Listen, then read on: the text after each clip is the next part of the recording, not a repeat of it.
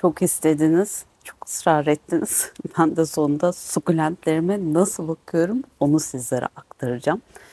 Her ne kadar bu kanalda uzun videolarda olabildiğince tropikal, iç mekan tropikal bitkileriyle ilgili bilgiler vermeye çalışsam da bana bakıyorsunuz evimde sukulentler var. Nasıl yapacağım bu soruları da yanıtlamak istedim sizlere.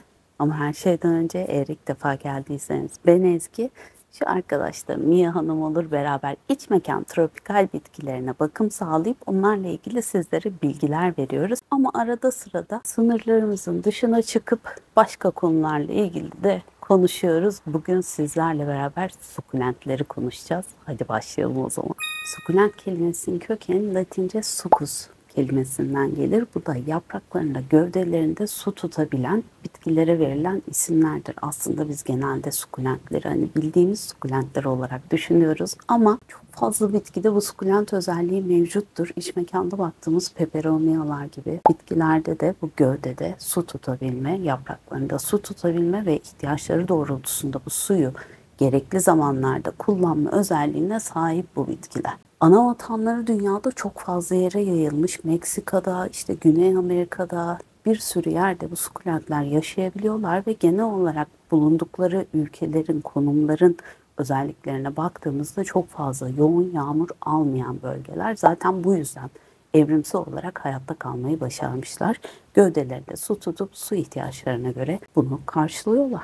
İlk sukulent bakmaya başladığımda yaptığım 2 tane hatadan bahsedeceğim size. Sizler yapmayın diye. Birincisi iç mekanda bakmaya çalıştım. Sukulentler, kaktüslerin çoğu iç mekanda hiçbir şekilde mutlu olamıyorlar. İkincisi ise enjeksiyonla damla damla suladım. Küçücük bir bitki sonuçta. Yani ne kadar suya ihtiyacı olabilir? Bir de suyu sevmediğini biliyorum ya.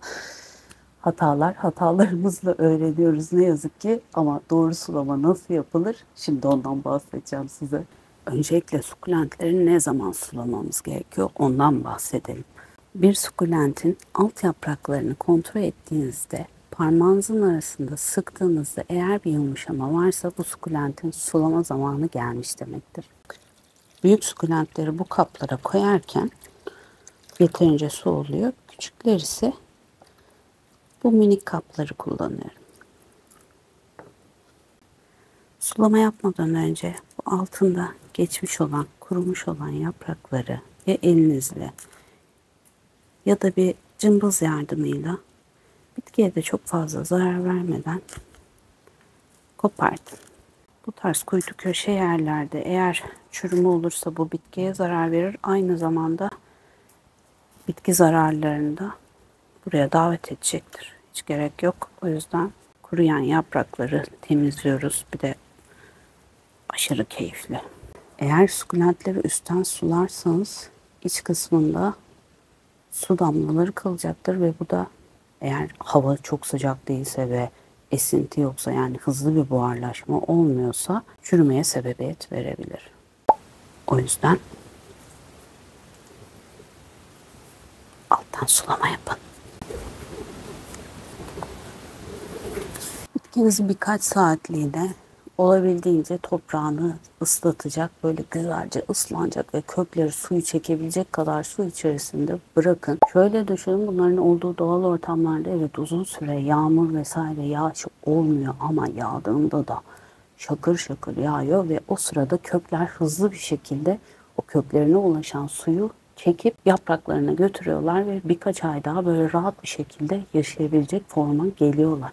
Besin konusuna gelecek olursak ben çok fazla böyle ekstra bir besinle uğraşmak istemiyorum. Çünkü sukulentler benim gerçekten hobi bahçem. İç mekan tropikal bitkilerin incığıyla cıncığıyla çok fazla uğraşıyorum ama bu arkadaşlarla o kadar uğraşmak istemiyorum.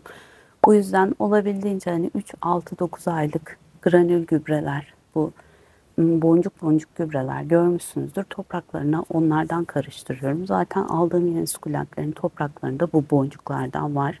Yani besinleri zaten toprağın içerisinde. Ben sulama yaptığım zaman da toprak ıslandığında bu boncukların içerisindeki besin yavaş yavaş toprağa yayılıyor ve bu arkadaşlar da besinlerini almış oluyorlar. Peki ışık ayarını neye göre nasıl yapacağız? Ben şu şekilde yapıyorum. Bu alan benim hiçbir şekilde güneş ışığı almıyor. hassas olan ya da güneşe koyduğum zaman bir hassasiyet gösteren sukulentlerimin hepsini bu alana alıyorum. Burada mutlular. Eğer burada mutlu değillerse güneş alan alana alıyorum. Ama bunu yazın çok sıcak havasında yapmıyorum. Buna dikkat edin. Kışın geçirmeye çalışın. Olabildiğince güneşten kaynaklı yaprakları yanabilir. Bir kısım güneşin bağrında yaşıyor. Dediğim gibi burası gölge altında. Demin rafta gösterdiğim arkadaşlar kısmi güneş alıyor diyebilirim ama gene bolca güneş geliyor. Bir de ayrı bir kısımda sukulentlerim var. Onlar ise yani güneşin bağrındalar. Onları da birazdan size göstereceğim. Ne yazık ki sukulentler unlu bite çok yatkın. Mantar hastalık da oluyormuş ama ben hiç yaşamadım. Unlu bit bir tane sukulentimde yaşadım. Onunla ilgili de birebir ölçülerde su ve alkolü karıştırarak %70'lik alkolü karıştırarak bir şekilde tedavi uyguluyorum ama bu tarz ilaçlamaları yaptıktan sonra mümkünse sukulentinizi, bitkinizi hangi bitki olursa olsun, hangi ilaçlamayı yaparsanız yapın kesinlikle ışık almayacak, karanlık, kuytu köşe bir yerde tutmaya özen gösterin. O spreylediğiniz malzeme gün ışığında yaprakları yakabilir. Bu konuya dikkat ederseniz çok iyi olacak. Şimdi sukulentler genel olarak yazın büyüme gösterirler, çiçeklenirler. Kışın ise uyku dönemine geçerler. Bir tane sukulent arkadaşımız hariç. O da Echeveria türleri. Echeveria türleri öğrendiğim kadarıyla en azından yazın uykuya girip kışın büyüyen sukulentlerden. Bu yüzden yazın, bunu da yeni öğrendim, yapraklarını yavaş yavaş kapatmaya başladığında artık uykuya girdi demekmiş. Böyle bir durumda yani sukulentleriniz uyuyorsa eğer çok ciddi susuzluk belirtisi göstermediği sürece lütfen hiçbir şekilde su vermeyin. Bırakın çocuk uyusun. Tabii ki kökleri de kurumasın. Arada bir artık susuz kalmış, gerçekten suya ihtiyacı var. Öyle bir durumda kışın nasıl sulama yapacağız? Ondan bahsedeceğim şimdi. Kış döneminde ben buradaki çocukların hiçbirisini içeriye taşımıyorum. Çünkü üzerlerine kar gelmiyor.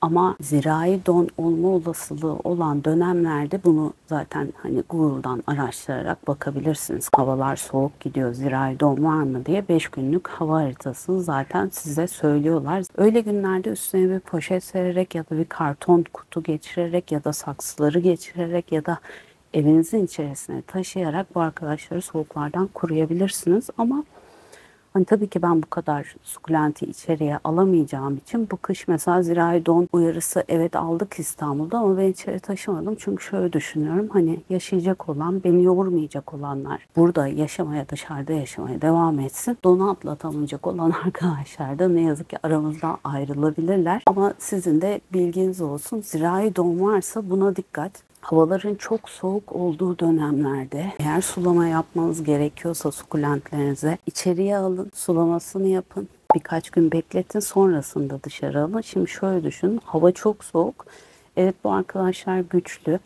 Ama toprak ıslak olup yani kökler suyun içerisindeyse, ıslaksa ve hava çok soğuksa bu sefer köklerin donma olasılığı artıyor. Bu yüzden bu konuya dikkat etmemiz gerekiyor. Korunaklı bir yerde, havanın çok soğuk olmadığı bir yerde sulamasını yapıp daha sonrasında dışarıya alabilirsiniz. Foşur foşur sulama yapmanıza gerek yok kış döneminde. Hani bitki çok susuz kaldı, suya ihtiyacı var. Alttan sulama yöntemindense hani birazcık böyle bir su gezdirebilirsiniz. En azından dediğim gibi köklerde kuruma olmasın. Toprak karışımı kısmına gelirsek ben sukulentlerim için özel kaktüs ya da sukulent toprağı alıyorum. Çünkü demin dedim ya, böyle 2 saat 3 saat çok yoğun yağmurun olduğu bir yerde toprak o kadar geçirgen ki bu çocuklar zaten köklerinden ihtiyaçları olan suyu çok diye çekebiliyorlar.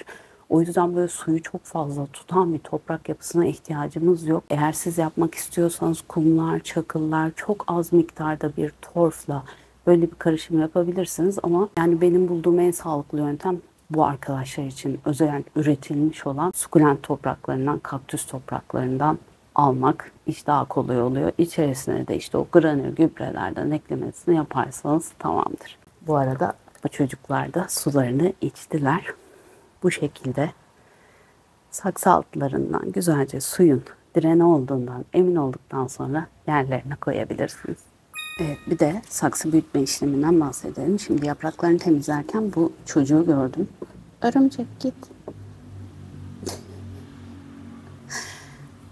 Bu arkadaş gördüğünüz üzere benim saksımı büyüt diyor. hava kökleri de vermiş. Köklendirme de zaten bu şekilde yapılıyor. İç mekan bitkilerinde olduğu gibi dış mekanda ve sukulentlerde de aynı mantık. Bir boy büyük saksıya alıyoruz arkadaşlar. Azalmış. Yeni toprak almam lazım. Biraz altına toprak eklemesini yapıyoruz. Ve bu çocuğu çıkarıp eğer isterseniz köklerini hafif hafif şöyle rahatlatabilirsiniz ama ben yapmayı çok sevmiyorum. Rahatsız etmek istemiyorum. Bu arkadaşı yerleştiriyorum. Bu arada böyle kurumuş yapraklar falan varsa onları da temizleyelim. Ve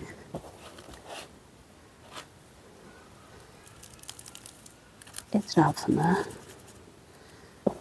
bu şekilde toprağımızla dolduruyoruz. Bu arada benim bazen içerideki bitkilerden toprak artıyor. Yani kokopit vesaire.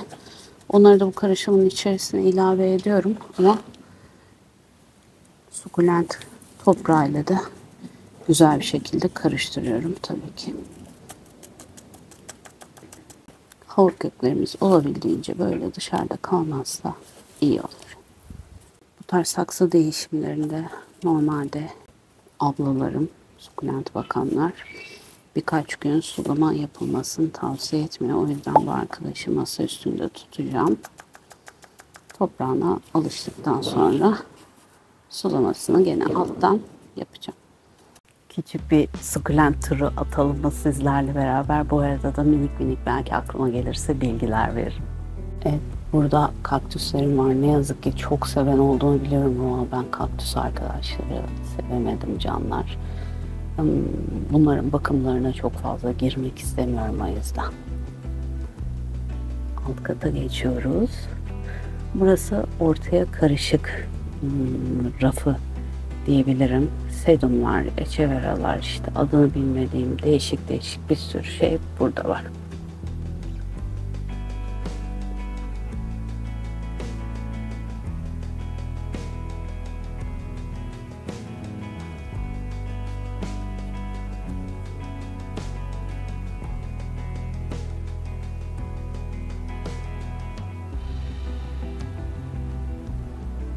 Olabildiğince eçeveraları, yani birbirine çok benzeyen eçevera olduklarına da çok emin değilim.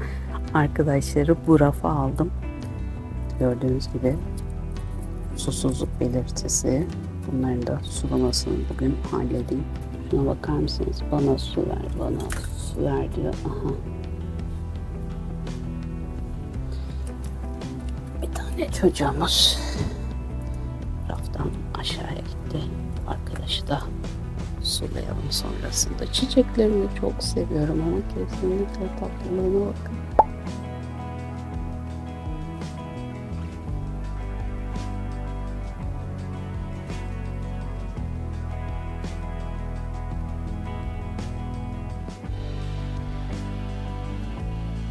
Evet, bu rafta gördüğünüz gibi ortaya karışık rafı. Tipini çok sevdiğim, artık değişik gelenleri bana alıyorum. Mesela şu kimdir nedir bilmiyorum ama şu arkadaş bir ananas gibi çok hoşuma gidiyor. Ve diğer güzellikler.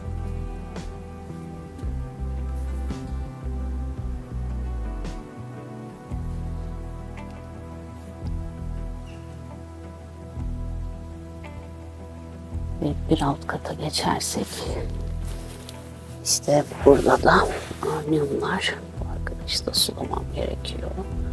Gördüğünüz gibi ama her şeye rağmen hayatta kalmayı başarıyorlar. Burası arniyum cenneti. En çok sevdiğim arniyum arkadaşım da bu. Şimdi yavaş yavaş uyku moduna geçiyor. Bu kısma gelirsek burası da hiçbir şekilde güneş almıyor.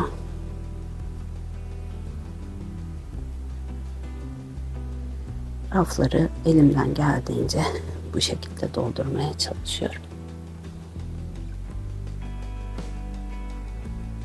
Burası benim dediğim gibi güneşte çok mutlu olmayan arkadaşların olduğu bir alan. Burada Floreller var. Bunları kendim köklendirdim. Biraz da ondan bahsedeyim. Taş kaktüsüm de susuz kalmış. Sukulentleri köklendirirken mesela bunları köksüz aldım ben. Sadece toprağa bile değdirmeden dışarıda tuttum. Şişelerin üstüne koydum. Şişenin içine su koydum ama sukulent hiçbir şekilde suya değmiyordu. Ve sonrasında hava kökleri vermeye başlıyor zaten nemli ortamı gördükten sonra. Sonra sakin bir şekilde kökleri çok müdahale etmeden toprağın içerisine aldım. Şu anda da gayet güzel büyüyorlar.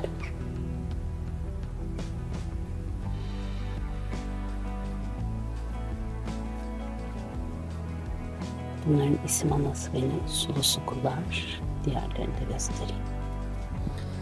Bu türü özellikle çok seviyorum.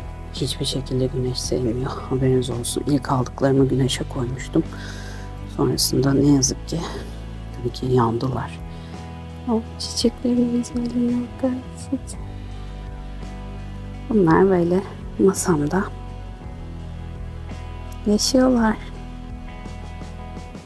Evet, bunlar da güneşin bağrında olan arkadaşlar. Bahçe videosu izlediyseniz, son çekimi yapmadım gerçi. Buraya bu şekilde verandadaki koltuğu aldım. Şimdi peki, merhaba Mia. Kışın ne yapacağım burasını? Onu çok düşündüm. Hani sukulentlerin bir kısmını da buraya gene taşıyacağım zaten. Kışın ise koltuk örtüsü aldım, şeffaf koltuk örtülerinden. Onu buranın üstüne geçireceğim. Böylece ıslanmayacaklar ve kış o şekilde minik bir sera içerisinde atlatacaklar. Bir grup echevera'yı burada unutmuşum ve her şeye rağmen çok mutlular. Burayı çok uzun zamandır sulamadım. Bir ara sulasam iyi olacak. Değil mi anneciğim? He? Evet.